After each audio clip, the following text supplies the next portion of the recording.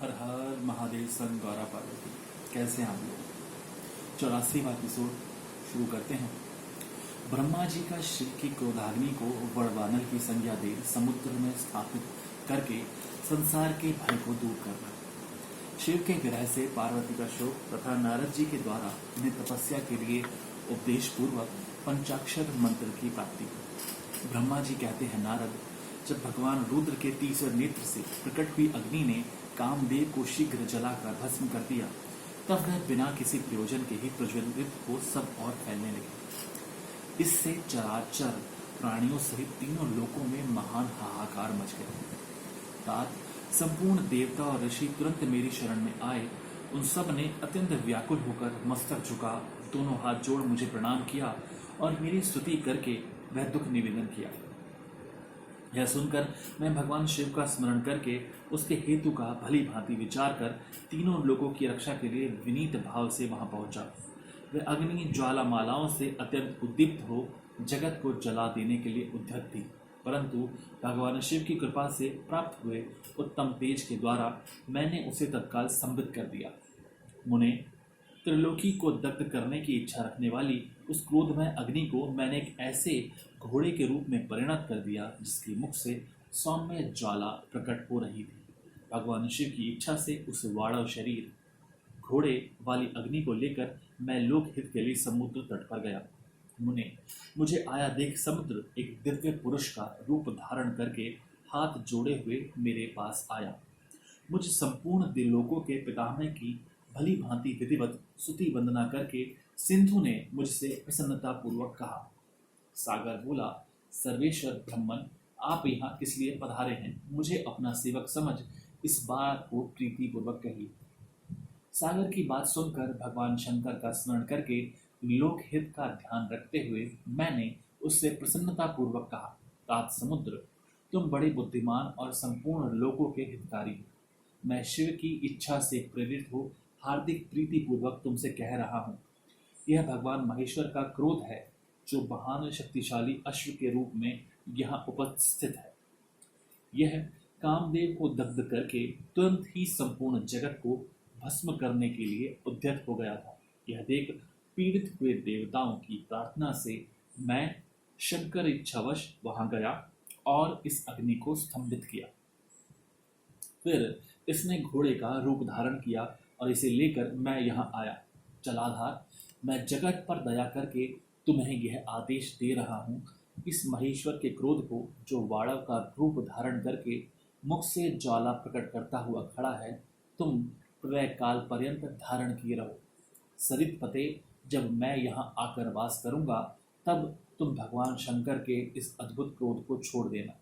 तुम्हारा जल ही प्रतिदिन इसका भोजन होगा।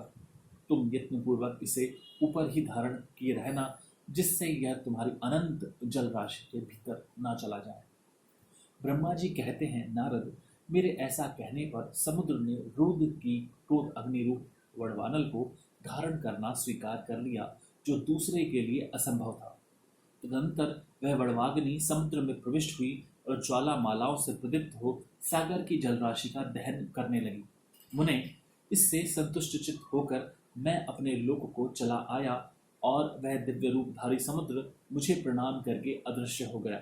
महामुने, रुद्र की उस क्रोधाग्नि के भय से छूटकर संपूर्ण जगत स्वस्थता का अनुभव करने लगा और देवता तथा मुनि सुखी हो गए। नारद जी बोले, दयानिधे, मदन दहन के पश्चात गिरिराज नंदिनी पार्वती देवी ने क्या किया? वे अपनी दोनों सखियों के साथ कहाँ गई, यह सब मुझे बताइए। ब्रह्मा जी ने कहा, भगवान शंकर के नेत्र से उत्पन्न हुई आग जब कामदेव को दग्ध करके उत्पन्न हुई, वहां महान अद्भुत शब्द प्रकट हुआ जिससे सारा आकाश गूंज उठा। उस महान शब्द के साथ ही कामदेव को दग्ध हुआ देख भयभीत और व्याकुल हुई पार्वती दोनों सखियों के साथ अपने घर चली गई।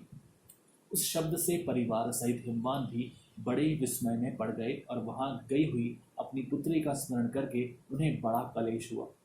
इतने में ही पार्वती दूर से आती हुई दिखाई दी। वे शंभु के विरह से रो रही थीं। अपनी पुत्री को अत्यंत विह्वल हुआ देख शैलराज हिमवान को बड़ा शोक हुआ और वे शीघ्र ही उसके पास जा पहुंचे। वे फिर हाथ से उसकी दोनों आंखें पोंछकर बोले, शिवे, डरो मत, रो मत।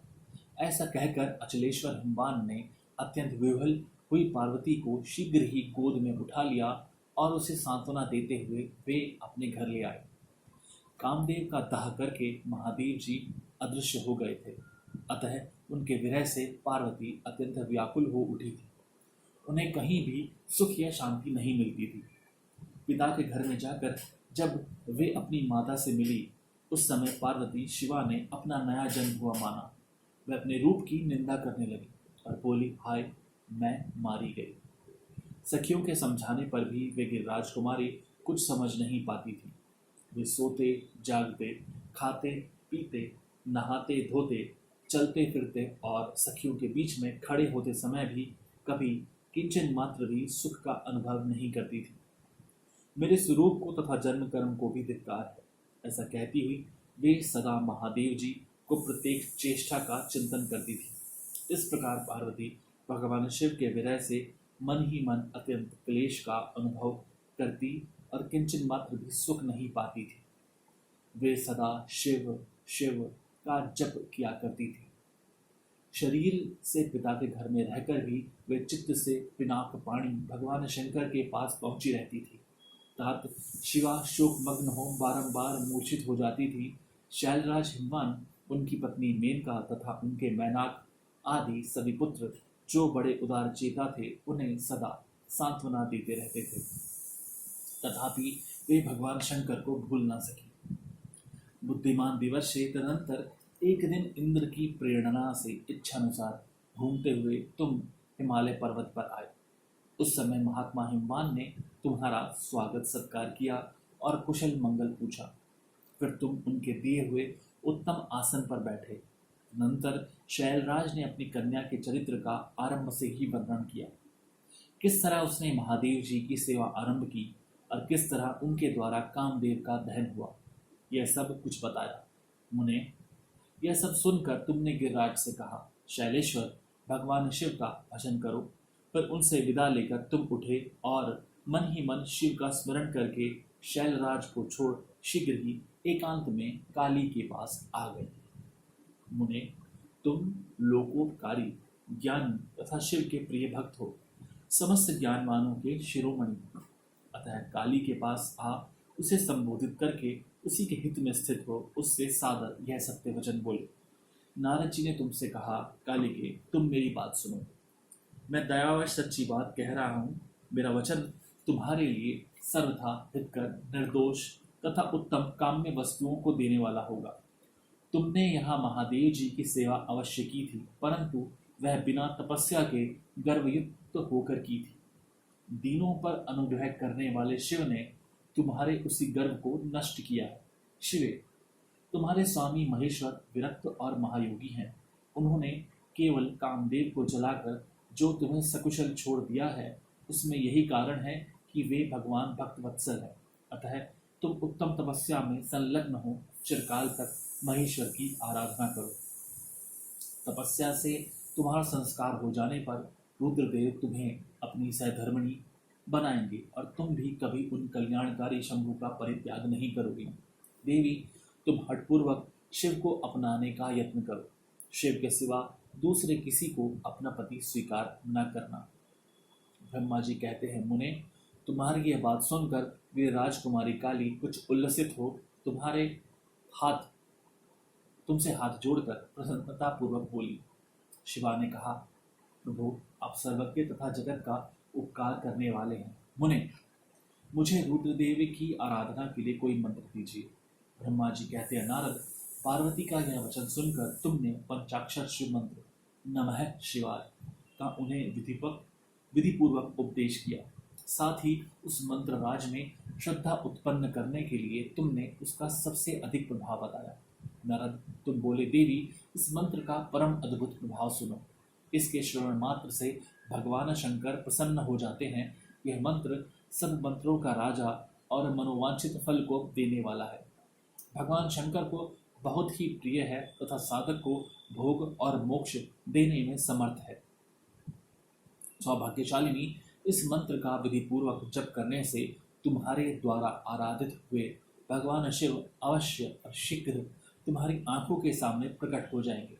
शिवे, शौच, संतोष आदि नियमों में तत्पर रहकर भगवान शंकर शिव के स्वरूप का चिंतन करती हुई तुम पंचाक्षर मंत्र का जप करो। इससे आराध्य देव शिव शीघ्र ही संतुष्ट होंगे। साध्वी, इस तरह तपस्या करो।